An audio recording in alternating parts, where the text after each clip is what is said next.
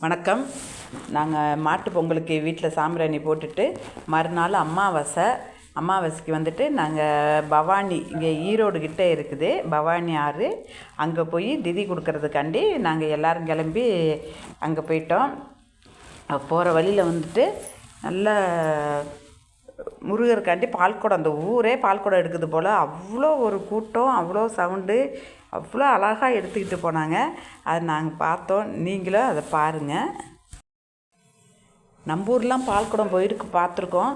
ஆனால் இவ்வளோ பால்குடம் இந்த அளவுக்குலாம் நான் போய் பார்த்ததில்ல. அவ்வளோது இங்கே பழனியில் கூட இவ்வளோ பால்குடம் நான் பார்த்தது கிடையாது. ஒரு வருஷம் பழனிக்கு போயிருந்தோம் கார்த்திகையில். அப்போ இப்படி அந்த நேரத்தில் கூட இவ்வளோ பால்குடம் இதெல்லாம் பார்த்ததில்ல.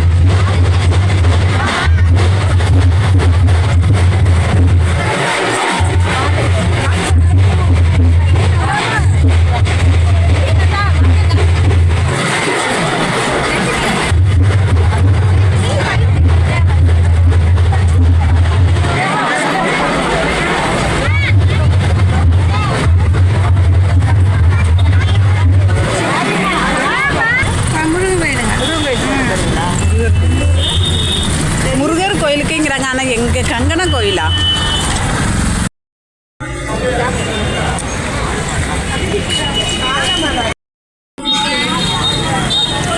அவங்ககிட்ட இருந்து வாங்கி அதுக்கு கொடுக்கணுமா?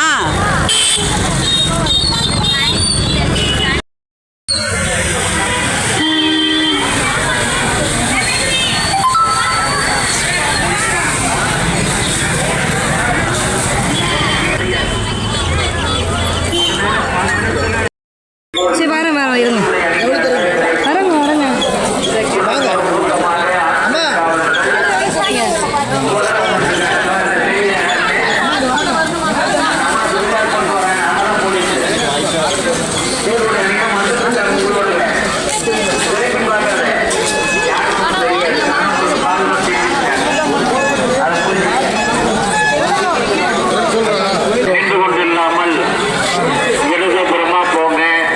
இடதுபுறமா வாங்க.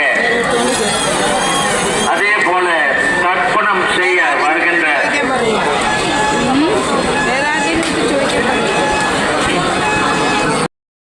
காதுகுடைய அன்பான வேண்டுகோள், குறிப்பாக தாய்மார்கள் தாங்கள் அணிந்து கொண்டு வந்திருக்கிற தங்க நகைகள், செலவுக்காக கொண்டு வந்திருக்கிற உங்களுடைய மணிப்பர், தொலைத்தொடர்புக்காக கொண்டு வந்திருக்கிற உங்களுடைய செல்போன்,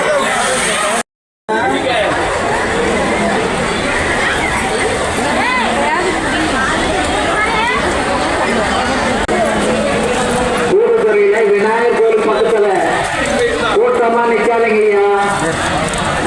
தாய்மார்கள் குளிச்சுட்டு வர்றதுக்கு கொஞ்சம் வழி விடுங்க ஐயா. குளிச்ச உடனே உடை மாற்றுவதற்கு சரியாக ஒரு அறை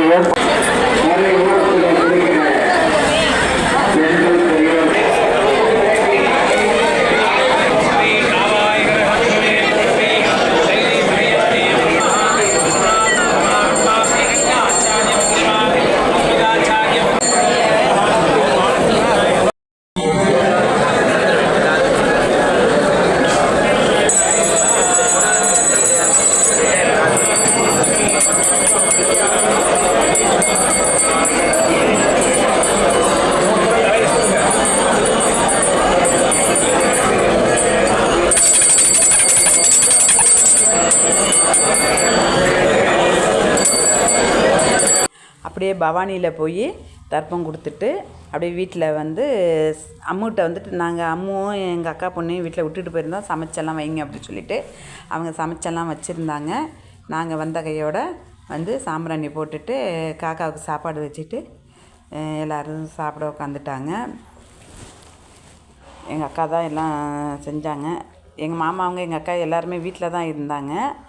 நாங்கள் கொஞ்சம் பேர் தான் போனோம். போய் செஞ்சுட்டு இங்கே வந்துட்டோம். வந்து வீட்டில் வந்து சாம்பிராணியும் போட்டாச்சு.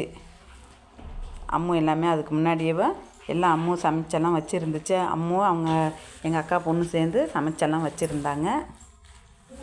சாம்பிராணி போட்டுட்டு அப்படியே எல்லாத்துக்கும் சாப்பாடு கொடுத்துட்டோம்.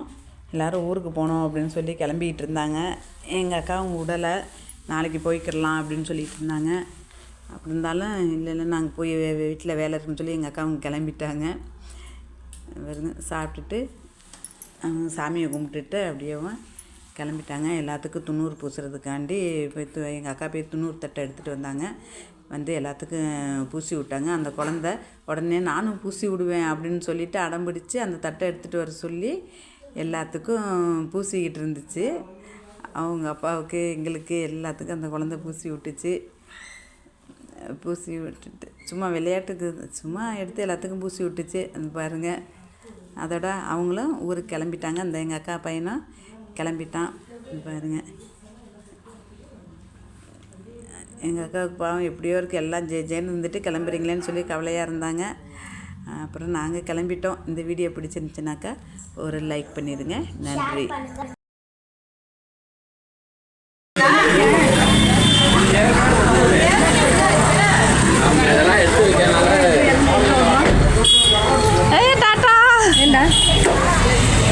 அம்மா பாட்ட சொல்லியிருக்கேன், வரேன் தான் சொல்லியிருக்கேன். இது ஏப்பா பகல்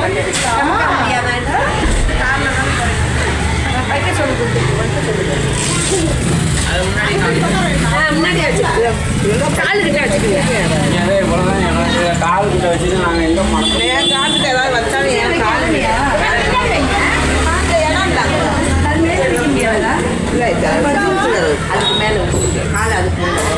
சரிங்க மாமா. போயிட்டு வாங்க. டாடா பாய்.